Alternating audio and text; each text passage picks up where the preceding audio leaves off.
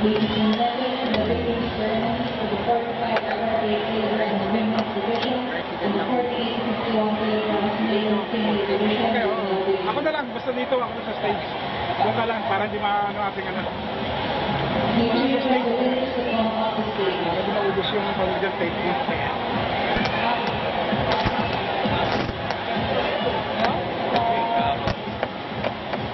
May we request full city of President of the CDP Philippines Corporation to award the medals to the winners.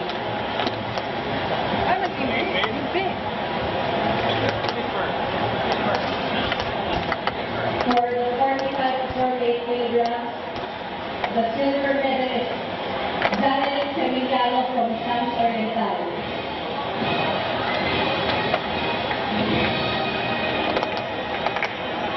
And the gold medalist, Marcel Suba, member of the national team from Leyte.